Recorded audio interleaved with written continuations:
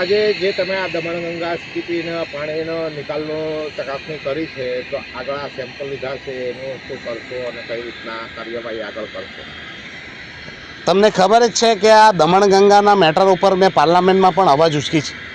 દમણનો દરિયો આ વાપીના કેમિકલવાળા પાણીઓના કારણે પ્રદૂષિત થઈ રહ્યો છે અને આ ચોમાસામાં ઘણી બધી મચ્છીઓ મરી હતી, આ નદીમાં તરતી દેખાઈ હતી. અને અહીંયા તમે જોઈ રહ્યા છો કે આ લોકો જે દાવો કરે છે વાપીનું પ્લાન્ટ કે અમે પાણીને ફિલ્ટરાઇઝ કરીને મોકલીએ છીએ, તેની પોલ ખુલી રહી છે. આ આખું કેમિકલ આ સમુદ્રમાં નદીના માધ્યમથી જઈ રહ્યું છે, જેના અમે સેમ્પલ લીધા છે. અમારી ટેકનિકલ ટીમને અમે બોલાવી છે અને અમારા જે ટેકનિકલ કન્સલ્ટન્ટ છે તેમને પણ બોલાવ્યા છે અને અમારી ટેકનિકલ ટીમ દ્વારા આજે સેમ્પલો કલેક્ટ થઈ રહ્યા છે. અહીંયાથી પણ થશે, દમણની નદીમાંથી પણ થશે, સમુદ્રમાંથી પણ થશે.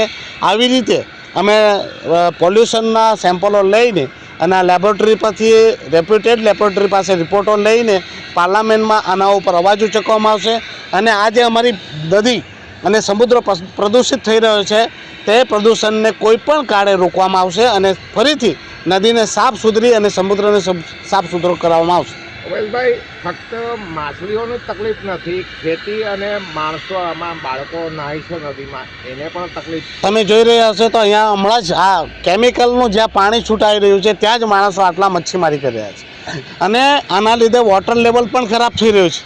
અમારી જે ભૂજળ છે એ તમે જુઓ તો આ દમણના સહિતના આ 72 ગામોમાં પણ આની ઇફેક્ટ થવા લાગી છે અને સાથે સાથે કેમિકલના કારણે આવનાર સમયમાં કેન્સર જેવી મહાભયાનક બીમારી પણ થવાની જ છે અને આ પોલ્યુશનના કારણે ખૂબ જ તકલીફો આવી રહી છે.